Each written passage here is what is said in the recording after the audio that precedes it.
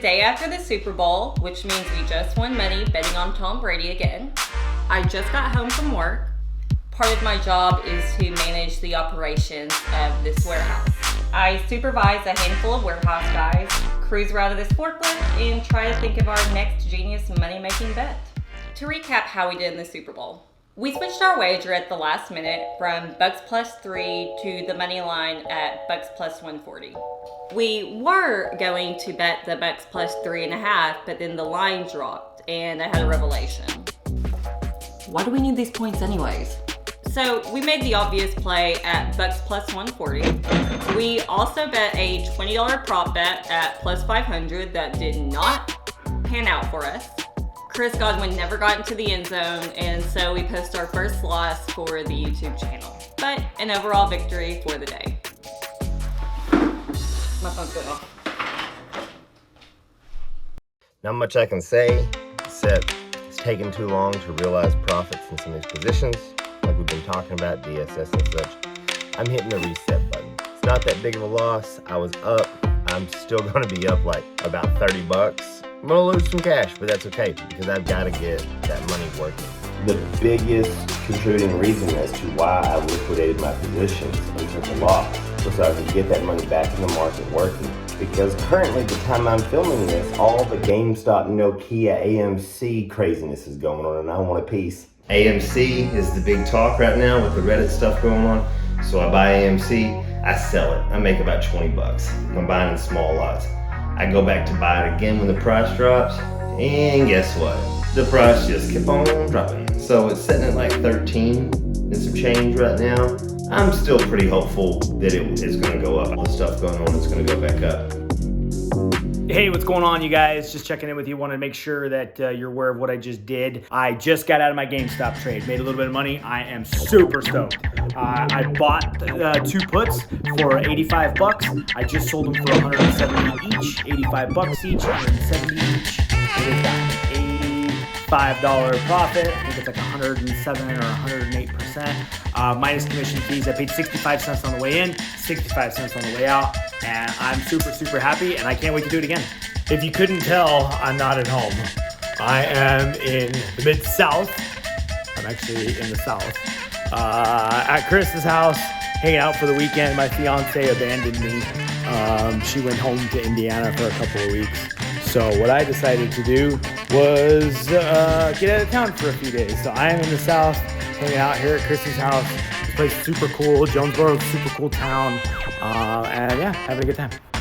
I want to talk about poker tournament results for a minute and how poker tournaments are paid out and how someone who tries to play poker tournaments for money is likely to win or lose. Basically, a poker tournament, let's say, has 1,000 people sign up to enter it and they all play $100 to get into it. That money then goes into a prize pool that's distributed to the top few people who finish in the tournament. Typically, the first place person in a tournament gets about 12 or 13% of the total prize pool, with most of the money really heavily being weighted on the final 3 or 4 finishers in the tournament. For example, if we play a tournament that has 1,000 people in it and we get 50th, we might get our money back plus a few bucks, just not very much. And it's hard to navigate through a 1,000-person tournament, obviously, to get 50th. You don't get 50th every time, but 50th doesn't pay much. Because the money is so heavily weighted at the top, we need to have some serious scores to make sure we stay in action and remain profitable. But lots of people are trying to finish in the top 3 or 4 spots, and they're trying hard, and they're studying after work, or they're studying for work. There's a lot of luck that goes into it. There's a tough competition. Long story short, there's a thin edge that anybody has over anybody else. And because that variance is really significant, and you can either dwell on it and say, oh my God, why did I get so unlucky? Or you can put it behind you, move forward, and play the best possible poker that you can. So, today, hopefully, the market opens, we have our money ready to trade, and hopefully AMC rallies, which I think it will, and we make a little money on that. We move on to some better, more successful-ish positions. Oh my God, I'm getting clobbered on AMC. It's down to $8.20. I don't know what to do. Well, I panicked, and I completely sold my position and took almost a 50% loss in AMC.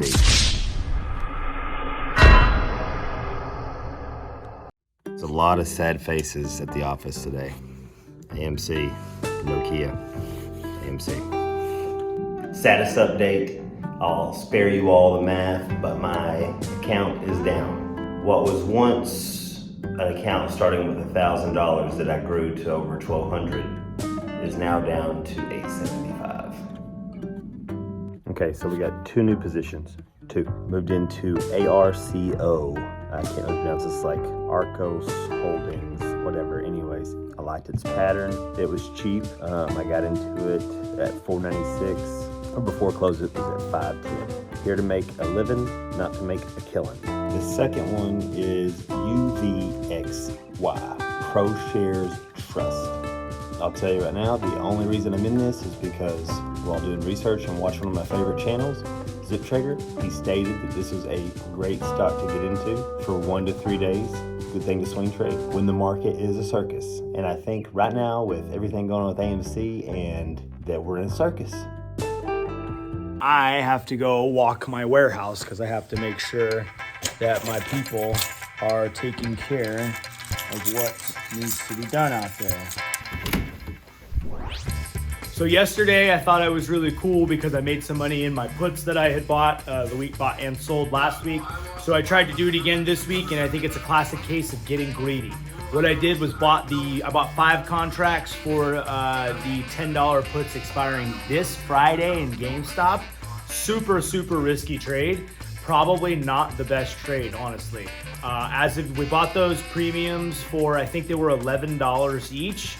Times 5 is $55. So far, we are down, those premiums are worth about 6 cents each now. So from 11 cents down to 6 cents, not the best return and not exactly what we're looking to be doing here. But it was a gamble. I think that the max return was around $5,000. There's just no way that that's gonna happen. Might as well go to the roulette wheel. So we're gonna get away from moves like that, and we're gonna focus on moves that are calculated and things that we know that we're gonna either go up or down. It's a Thursday, which is a work day, but it's a snow day, as you can see. So we're gonna get some tournaments in right now. We're gonna grind hard. We're gonna focus on our opening ranges. We're not gonna become emotional if we lose hands that we otherwise should have won because luck gets us, but we're gonna do it right now.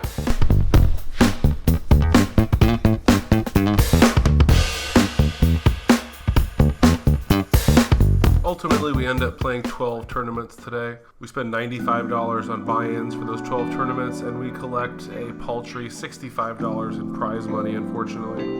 We did run deep in one tournament. We got 21st in a tournament that had 941 people in it. Got moderately deep in a couple other ones too, but ran into some really tough spots. This was a really fun one. Aces against kings for a pile of chips. But we played really well, and I think things are looking up as far as our results and how things are going to go in the future. No final tables today, no wins, but we've gone deeper than we have before. We played sharper than we have before, and it feels like a lot of the lessons we're learning during our study are finally starting to sink in. We're starting to make some actionable decisions and some different choices based on some of the stuff we've learned.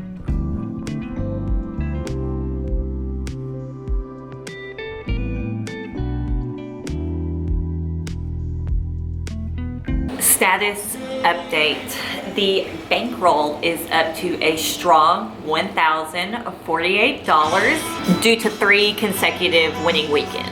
We really haven't strayed beyond our core strategy, which is unfortunately coming to an end swiftly.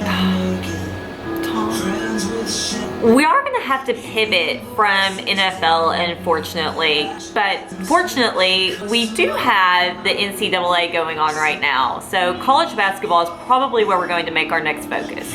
Guys, try not to be intimidated by college basketball. Yes, there are a lot of teams, and yes, the yearly work bracket thing can get really tired and obnoxious, but there is still really good value to be had in college basketball. There's no rule that says we need to follow every team and every game, but we are going to have a focused approach to who we follow. Let's learn the ins and outs of these few teams, and I bet we're able to make money and find value by focusing on a smaller amount of teams rather than knowing a little bit about all of the teams. I'm going to close out saying that I got into another penny stock, MAPT. Supposed to have a bit of a bump. I bought into UVXY, leveraged ETF. Word on the street is about as low as it can get, and it's supposed to have a pop sometime this week. The new office. This would be my work site. Take you on a little tour in a second. It's difficult, man. This type of hustle is something you've got to devote some time to if you're not going to be a buy and hold guy. That's what I'm trying to do. I've got a lot of other irons in the fire. I got so many responsibilities at work. Whoa, man, these phones are cheap. $50 for this one, $40 for this one. No credit needed. iPhone 12 and 12 Pro Max. Click the link. But this one's by far the most difficult side hustle because of the time you have to spend educating yourself. It's not just a plug and play, so to speak. Work and this don't really mesh well because all I want to do is look at the ticker charts. Can't do that. But listen, you guys don't worry about me. Give me some advice, please. Send me a comment, message me. I need all the help I can get, but I'm gonna make it. Just wanted to give you a quick update on my bonehead trade that I made this week. Just like I have been doing, I bought some more puts for expiration on this Friday. Shouldn't have done it. Looks like they're gonna probably be worthless.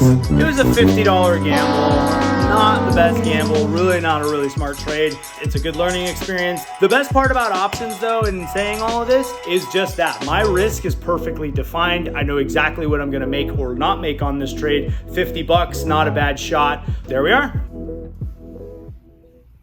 Oh, now it's only up $14. What's the price at? It's back down to 9 cents here. That's okay. We're still doing okay. We're holding on strong. I'm watching Portnoy just go ballistic on everybody. He, I think, has lost a ton of money in this whole GameStop Robinhood thing. Someone that I watch and listen to a lot. He's pissed, just like everybody else that's going on. It's been quite a crazy couple of weeks on Wall Street, and I don't see it stopping anytime soon. I'm excited to see what this week and the coming weeks are really going to bring. In addition to crushing NFL sports bets over the past few weeks, I've also been studying. As I mentioned before, I'm reading this book. It's called The Everything Guide to Sports Betting, and it's really fantastic. I really think this book would help a lot of people in sports betting, but I don't know if I see a lot of people taking the time out of their day to take a step back to study. Me, however, I want to win. I really want to be a regular bettor and not a rec bettor or a recreational bettor. One of the ways we become a winning reg is by doing the really not fun part, which is studying. Second, odds. Odds are displayed in lots of different confusing ways.